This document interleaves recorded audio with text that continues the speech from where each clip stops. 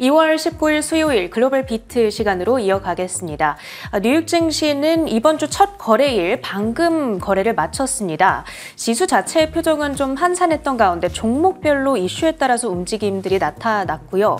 그런 가운데 이제 어제 드디어 일론 머스크 XAI가 그록 3를 공개를 했더라고요. 이거 시연하는 영상을 보니까 그 그록 3의 목소리 자체가 머스크 목소리랑 좀 닮아 있기도 하던데 오늘 이 내용 준비해 주셨죠? 네, 어찌 보면 드디어 일론 머스크가 생성형 AI 시장에 새로운 도전장을 내밀었다라고 해석할 수도 있겠는데 이러한 AI 섹터에 또 어떠한 변화가 일어나게 될지 자세히 살펴보는 게 좋을 것 같습니다. 자, 이 이야기는 잠시 후 헤드라인을 통해서 나눠보면 좋을 것 같고요.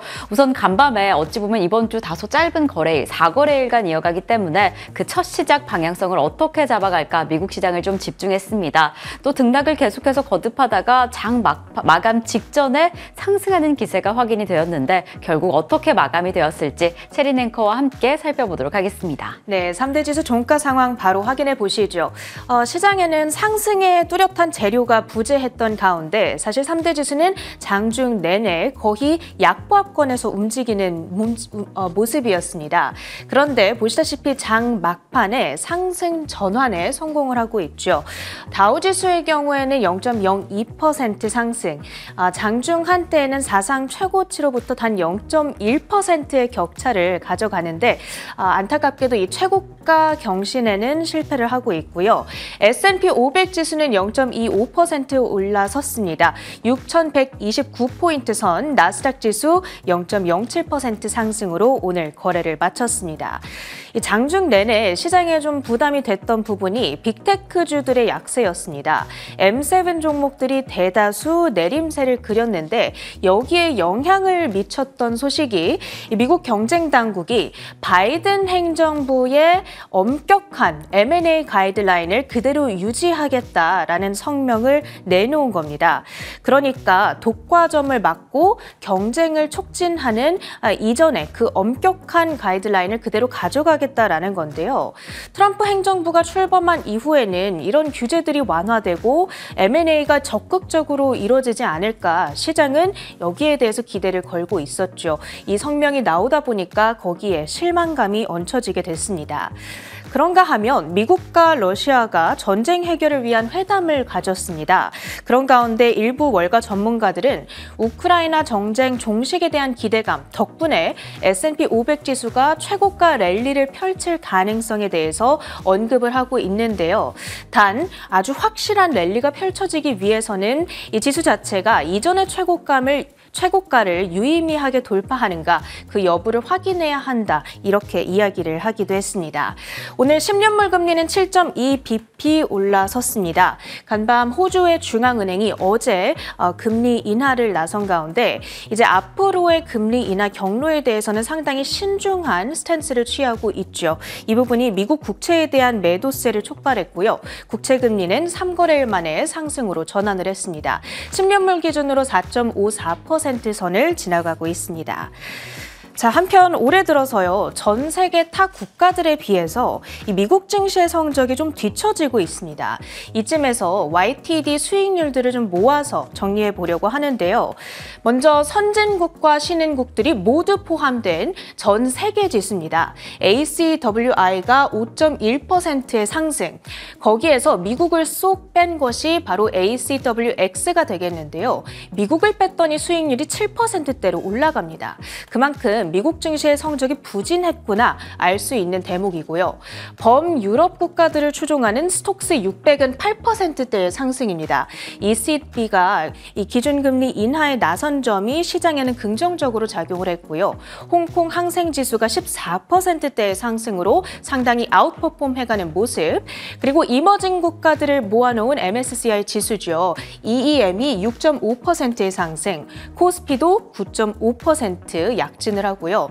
그런 반면에 S&P 500과 나스닥 지수는 각각 YTD 기준 3%대의 상승만을 유지하고 있습니다. 이러한 흐름을 두고 울프 리서치에서는요. 보면요. 전 세계적인 시장의 변화의 흐름이 감지된다. 이렇게 판단을 하고 있습니다. 그러면서 국가별 비중 조절의 필요성을 시사했는데요. 반면에 JP모건에서는 여전히 미국 증시를 좋게 보고 있습니다. 미국의 예외적 성장 스토리는 여전히 유효하다. 그러면서 정책 변화로 인해 불확실성을 겪을 수는 있지만 위험보다는 기회가 크다. 이 트럼프에 따른 관세 정책, 이런 부분들을 잘 예의주시하면서 국가별 매력도를 잘 판단해 볼 필요가 있는 시점이 아닐까 이런 생각이 드는데요. 그래서 이 내용도 오늘 함께 정리를 해봤습니다. 히트맵을 열어서 전반적인 섹터와 종목별 분위기도 확인해 보겠습니다. M7 종목 가운데에서는 마이크로소프트만을 제외한 모든 종목들이 오늘 하락으로 거래를 마무리했습니다. 애플이 0.2% 장중 대비 낙폭을 축소하기는 했는데요. 간밤에 중국 화웨이가 3단 접이식 스마트폰을 출시했다는 뉴스가 있었습니다. 이 소식은 잠시 후 헤드라인 파트에서 자세하게 전해드릴 거고요. 메타의 경우에는 20거래일간의 상승 랠리를 뒤로하고 21거래일 만에 하락으로 전환을 하고 있습니다. 3%대의 급락으로 진행이 됐는데 특별한 하락의 재료가 있었다기보다는 증시가 기술주 중심으로 하락을 하다 보니까 그간 가파르게 상승한 메타로 매도세가 쏠렸다라는 해석이 나오고 있고요. 그런가 하면 아마존도 1.1%의 내림세, 그랬던 반면에 오라클과 팔란티어, 팔로알토 네트워크스 등의 소프트웨어 관련주들이 급등을 했습니다. 그리고 반도체 테마 내에서도 마이크론이 7, 8% 가까운 급등으로 진행이 됐고요. 엔비디아의 HBM 납품을 확대한다라는 보도가 얼마 전에 일부 매체를 통해서 흘러나온 영향이라고 해석이 되고 있습니다. 헬스케어 업종 내부적으로는 표정이 엇갈렸습니다. 보험 대장주인 유나이티드 헬스가 4% 급락했던 반면에 모더나는 지난주 실적을 발표한 이후에 7%대 랠리를 하고 있습니다. 그리고 업종별로는 오늘 에너지 섹터가 가장 아웃퍼폼하는 움직임이었는데요. 할리버튼, 발레로 에너지 등이 2, 3%대의 강세로 진행이 됐습니다. WTI 국제유가 상승에 따른 수혜를 받아가고 있습니다. 주요 기술주, 이슈가 있었던 종목들 모아서 보겠습니다. 첫 번째로 슈퍼마이크로컴퓨터, 지난주 실적 발표 이후에 주간 단위로 32%나 급등한 바가 있었는데요. 오늘도 랠리를 이어갔습니다.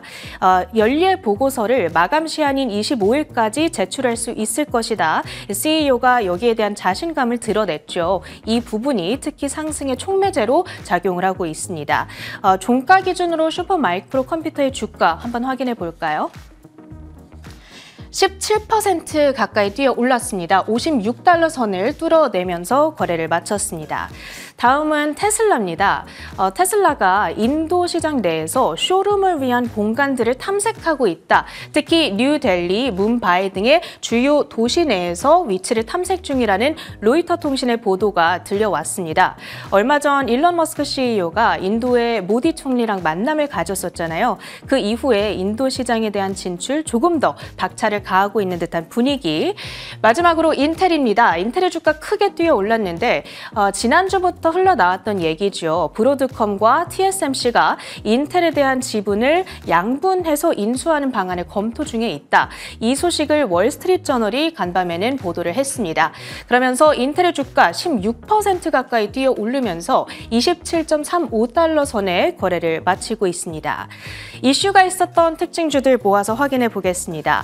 첫 번째로는 지난주 버핏의 선택을 받은 것으로 나타난 주류 브랜드죠. 컨스텔레이션 브랜드가 올랐습니다. 버핏의 버크셔가 지난 분기 12억 달러의 지분을 매입한 것으로 나타났습니다. 아마도 이 버핏이 운용하고 있는 전체 자금 가운데서는 좀 작은 비중이다 보니까 버핏이 직접 선택을 했다기보다는 버핏의 투자 매니저인 테드 웨실러나 토드 콤스가 매입하지 않았을까 이런 추측이 나오고 있는 상황인데요. 주가의 경우에는 2.6% 상승한 325달러 선의 종가를 형성하고요. 다음으로는 델타 항공 보겠습니다. 토론토 국제공항에서 착륙하던 여객기가 뒤집히는 사고가 발생했습니다. 정말 다행히도 사망자는 단 한 명도 없었는데요. 해당 여객기는 델타 항공의 자회사인 엔데버 항공의 비행기인 것으로 나타나면서 델타 항공의 주가 2% 가까운 낙폭을 기록했습니다. 그리고 나이키도 들고 왔습니다. 최근 실적 부진으로 고전하던 나이키가 간밤에 주가가 크게 뛰어 올랐거든요. 할리우드의 유명 셀럽인 킴 카다시안이 소유한 속옷 브랜드죠. 스킴스, 아마 익숙하신 분들 많이 있을 텐데 스킴스와 나이키의 콜라보 소식이 들려왔습니다. 얼마 전 이 스킴스는 블랙핑크의 로제를 새로운 모델로 발탁한 바도 있었는데요. 올 봄부터 함께 운동복을 출시한다라고 합니다. 시장의 그 기대를 아주 크게 받아가고 있고요. 나이키의 주가 6.2% 급등하면서 $77 선까지 회복을 하고 있습니다. 오늘 다우지수 상승률 1위에 올라섰습니다. 그 밖에 월가의 추천을 받고 뛰어 올랐던 종목들도 모아서 확인해 보시죠. 첫 번째로는 스노우플레이크입니다. 울프 리서치 측에서 기존의 피어퍼폼에서 아웃퍼폼으로 투자 의견을 상향 조정했습니다. 다음 주에 실적 발표에 대한 기대감 드러내고 있고요. 이에 따라서 스노우플레이크의 주가 9.7%나 뛰어오르면서 $40 선을 돌파했습니다. 네, 베스앤바디웍스의 주가가 먼저 나왔습니다. 베스앤바디웍스 이슈도 다음 이어서 확인해 보도록 하시죠. JP모건이 투자 의견을 중립에서 비중 확대로 상향 조정했습니다. 영업 마진 증대에 대한 기대감, 주가는 방금 보시다시피 9% 급등으로 진행이 됐고요. 마지막으로는 벤처 글로벌까지 보겠습니다. 얼마 전에 신규로 상장한 LNG, 액화 천연가스 종목이 되겠는데요. 골드만삭스, 뱅크 오브 아메리카에서 매수 커버리지를 게시했고요. JP모건에서는 비중 확대 의견을 주고 있습니다. 주가 역시나 급등으로 진행이 됐습니다. 이렇게 특징주들 모두 점검해봤고요. 주요 외신 헤드라인들 살펴보시죠. 네, 글로벌 헤드라인 소식입니다. 일론 머스크가 최근에 자동차부터 우주까지 손을 대는 사업 섹터뿐만 아니라 이제는 정치까지 참 큰 영향력을 끼치고 있죠. 이렇게 기세가 좋은 일론 머스크에게 최근에 좀 고심거리다, 수건 사업이다라고 한다면 생성형 AI 섹터가 아닐까 싶습니다. 이렇게 부진하고 있던 섹터 내에서 간밤에는 또 한 번 새로운 도전장을 내밀었는데 어떠한 새로운 모델이 공개되었을지 자세히 살펴보도록 하겠습니다. 일론 머스크가 이끄는 인공지능 기업 xAI가 새로운 AI 모델인 그록3를 공개했습니다. 이에 그록3는 지구에서 가장 똑똑한 AI라며 어떤 챗봇보다 뛰어난 성능을 보인다고 강조했습니다. 또한 xAI는 그록3 기반의 새 에이전트 딥서치도 공개했습니다. 이는 오픈 AI의 딥 리서치와 비슷한 도구로 웹페이지 X 등에서 오랜 기간 검색해 필요한 정보를 제공할 수 있습니다. 우선 간밤에 새롭게 공개가 된 그록3의 특징을 살펴보면요. 이 학습량이라던가 최신 정보단에서 이전 모델인 그록2에 대비해서 10배 높은 연산력이 투입되었다라고 공개를 했습니다. 그리고 이뿐만 아니라 다른 타사 모델과 비교를 좀 해봤을 때 수학이라던가 과학, 코딩 배치마크 측에서 정말 높은 성과를 이미 확인했다라는 부분이 확인이 되었는데요. 사실 오픈 AI가 챗 GPT를 공개한 지 2년 2개월 만에 이러한 높은 수준의 비교 대상을, 경쟁 대상을 만들었다라는 점이 상당히 유의미해 보입니다. 그리고 X 내에서 콘텐츠 수집이 가능한 점, 이 X 내에서 모든 콘텐츠를 AI 학습에 사용할 수 있기 때문에 앞으로도 성장 가능성이 상당해 보이고요. 이뿐만 아니라 2년 내에 그록 인공지능을 스페이스 X에서도 적용할 수 있을 것이다 라고 발표를 했습니다. 이미 일론 머스크가 다져놓은 여러 가지 사업 내에서 다양한 인사이트를 얻을 수 있기 때문에 앞으로도 성장 가능성이 상당히 탄탄해 보이는데요. 이뿐만 아니라 지금 데이터 센터 구축 등 여러 가지 AI 개발에 박차를 가할 것이다 라는 야심찬 포부를 공개한 상황이어서 이러한 기세라면 오픈 AI를 빠르게 위협할 수 있지 않을까라는 전망도 나오고 있습니다. 우선적으로 이렇게 새로운 모델이 공개되었다, 새로운 기술이 확인되었다라고 한다면 그 이후의 시장 반응이 좀 중요할 것 같습니다. 그록3 이제 시장이 그리고 소비자들이 어떠한 선택을 하게 될지 계속 체크해 보도록 하겠습니다. 자, 이렇게 오픈 AI가 딥 리서치를 겨냥한 오픈 AI AI의 딥 리서치를 겨냥한 딥서치를 출시하게 되면서 샘 올트먼과 머스크 간의 질긴 인연이 계속되고 있는데요. 아무래도 지금 이 시점에서 두 사람의 질긴 인연을 조금 더 체크해야 될 부분은 오픈 AI 소유권을 둘러싼 싸움이 아닐까 싶습니다. 이를 두고 샘 올트먼이 다시 한번 보호를 하기 위한 강수를 내놨는데요. 어떠한 내용일지 자세히 살펴보도록 하겠습니다. 파이낸셜 타임즈에 따르면 오픈 AI는 비영리 이사 외에 주요 투자자를 무력화할 수 있는 특별 의결권을 부여하는 방안을 고려하고 있다고 전했습니다. 이는 최근 회사가 이익을 창출하는 공동이익으로 전환하는 과정에서 내부 통제력을 유지하기 위한 조치로 풀이되고 있습니다. 이번 변경은 또 한 번의 기업 구조 개편으로 인해서 향후 지속적인 혁신과 독립적인 운영을 보장하기 위한 움직임으로 해석되고 있습니다. 네, 아무래도 지난주에 머스크가 오픈 AI 인수를 제안했고 이를 오픈 AI는 만장일치로 거부한 바가 있죠. 하지만 이러한 인수 자체가 오픈 AI의 방향에 그리고 계획에 영향을 줄 것이다 라고 해석이 되고 있습니다. 우선적으로 오픈 AI는 비영리 부분을 조직 별도 법인으로 분리하고 이 영리 부분은 기술 개발과 사업 운영에 집중할 것이다 라는 계획을 공개한 바가 있는데 이러한 머스크의 인수 계획이 이러한 계획의 변수로 좀 다가올 수도 있다. 이러한 변수가 추후에 고려해야 할 위험과 변동성으로 작용될 수도 있다라는 위험성이 계속해서 부각된 바가 있습니다. 하지만 이번에 이 오픈 AI가 이 지금 특별 의결권을 부여하는 방안으로 기업의 독립성을 조금 더 강화하고 여러 가지 투자자들의 입김을 좀 줄이는 방안으로 앞으로 조금 더 탄탄한 흐름을 이어가겠다라는 움직임이 체크가 되었습니다. 우선적으로 오픈 AI가 이번에 특별 의결권 부여에 대한 제안이 확정이 된다라고 한다면 조금 더 탄탄한 독립성을 가지게 될 가능성이 매우 높은데요. 우선적으로 해당 결정 여부를 체크해 봐야겠지만 추가적으로 머스크가 어떠한 대안을 내놓게 될지 어떠한 발언을 하게 될지도 체크해 보시는 게 중요할 것 같습니다. 저희는 계속 이어서 세 번째 헤드라인 테슬라 소식으로 넘어가 보겠습니다. 지난 11일에 테슬라가 중국 상하이 팩토리 공장에서 이 메가 팩토리 내 공식 가동을 시작한 바가 있죠. 이번 달부터 메가 팩토리가 공식 가동을 시작하면서 어떠한 성과를 먼저 내놓게 될까 이목이 집중된 상황이었는데 간밤에 이 메가캡 생산 공장에서 모델 Y를 생산하게 됐다라는 소식을 전했습니다. 어떠한 내용일지 자세히 살펴보도록 하겠습니다. 테슬라가 상하이 기가팩토리에서 신형 모델 Y의 대량 생산을 공식적으로 시작했다고 발표했습니다. 이 신형 모델 Y의 첫 출고는 2월 말부터 시작될 예정이고 두 가지 구성으로 출시된다고 전했습니다.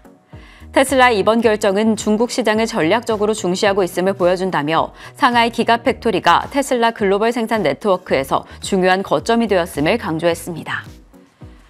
네, 우선적으로 지난 1년 동안 이 메가팩토리가 시범 운영되고 있었는데요. 우선적으로 지난 4분기 글로벌 생산량에 이 메가팩토리가 우선적으로 큰 영향을 준 것으로 확인이 된 바가 있습니다. 그런데 이번에 테슬라가 이 기가팩토리 내에서 모델 Y를 생산함으로써 지속적으로 신기술을 적용하고 있다라는 부분이 확인되기도 했고요. 이러한 영향이 어떠한 영향을 가져오게 될 것인가, 어떠한 파급력을 줄 것인가라고 중국 그리고 테슬라 단에서 받을 수 있는 영향을 좀 정리해봤습니다. 우선적으로 중국 시장 내에서도 이번에 모델 Y를 생산하게 된다라고 한다면 중국 전기차 내에 공급망 전반적인 업그레이드가 될 것이다라고 하면서 긍정적인 전망을 내놓기도 했고요. 아무래도 이번 움직임으로 인해서 전기차 혁신이 되지 않을까라는 강력한 기대감을 내놓기도 했습니다. 그리고 이러한 기가팩토리의 움직임, 테슬라 내에도 상당히 긍정적인 영향을 하겠죠. 이 상하이를 글로벌 생산 네트워크 거점으로 삼으면서 상하이 내에 탄탄한 기반을 마련할 뿐만 아니라 글로벌 시장 내에서 입지를 다시 한번 다져보겠다 하는 그러한 의지로도 확인되고 있습니다. 그리고 특히나 이번에 주목해야 될 부분은 에너지 저장 사업에서 이번 기가팩토리가 큰 영향을 할 것이다 라고 전망이 되고 있는 부분인데요. 2025년에 에너지 저장 사업 내에서 기가팩토리가 50% 이상의 생산량을 늘릴 수도 있다라는 전망이 나오고 있습니다. 이로 인해서 지금 테슬라의 주가가 다시 한번 상승할 수 있을까라는 기대감이 가득 불어오고 있는 상황인데 체린 앵커가 전해드린 바와 같이 지금 테슬라가 인도 시장 내에서도 조금 기반을 탄탄히 다져보겠다라는 의지가 공개되었고 이번에 기가팩토리 내에서도 전기차 그리고 에너지 저장 사업에서 어떠한 영향력을 키우게 될지 체크해 보시면 좋을 것 같습니다. 그리고 간밤에 모건 스탠리가 테슬라를 향해서 비중 확대 의견을 다시 한번 확인했는데요. 지금 이러한 여러 가지 모멘텀뿐만 아니라 휴머노이드 로봇 분야에서 서구권을 지배할 것이다 라는 강력한 전망을 한 번 더 내놓기도 했습니다. 이로 인해서 투자자들의 관심이 지속적으로 커질 수 있을지 체크해 보시면 보시면 좋을 것 같습니다. 자, 네 번째 소식은 화웨이 소식입니다. 이 화웨이가 글로벌 스마트폰 시장에 다시 한번 화려하게 재등장을 했는데 어떠한 소식일지 자세히 살펴보시죠. 화웨이는 말레이시아 쿠알라룸푸르 국제무역전시센터에서 열린 혁신 제품 출시 행사에서 폴더블 폰과 태블릿 PC, 무선 이어폰, 웨어러블 기계 등 다양한 라인업을 공개했습니다. 그리고 트리플 폴드 폰인 메이트 X2를 출시한다고 발표했습니다. 네, 한때는 화웨이가 이 글로벌 스마트폰 시장에서 강력한 점유율을 발휘하고 있었는데 사실 지난 트럼프 1기 때 이 미국으로부터 좀 큰 제재를 받아왔죠. 그래서 좀 주춤했는데 이번엔 트럼프 2기 때는 다른 행보를 보일 것이다라는 움직임이 확인이 되었습니다. 이번에 세계 최초로 3번 접히는 이 폴더블 폰을 공개를 한 건데요. 이 메이트 X2에서 XT에서 좀 주목해야 될 포인트가 있습니다. 이렇게 새로운 디자인이다라는 점도 아주 중요하겠지만 7나노 기술을 탑재하고 있고요. 그리고 자체 OS를 활용하고 있다라는 점에서 지금 화웨이가 지속적으로 기술 개발에 엄청난 비용을 투자하고 있음이 확인이 되었습니다. 이렇게 된다면 이 글로벌 시장 내에서도 경쟁력을 상당히 가져갈 텐데 이렇게 기술 자립에 성공한 상황 속에서 이 가격이라던가 앱 사용 제한의 한계를 좀 잘 극복한다라고 한다면 충분히 경쟁력을 더 키울 수 있지 않을까라는 생각이 듭니다. 특히나 이 시점에서 화웨이가 이번 신기술로 인해서 미국과 중국 간의 패권 경쟁에 핵심 역할을 하지는 않을까라는 이야기도 함께 나온 상황이어서요. 이번에 신기술이 또 시장에 어떠한 반응을 가져가게 될지 주가의 흐름과 함께 체크해 보시면 좋을 것 같습니다. 이상으로 글로벌 비트 전해드렸습니다.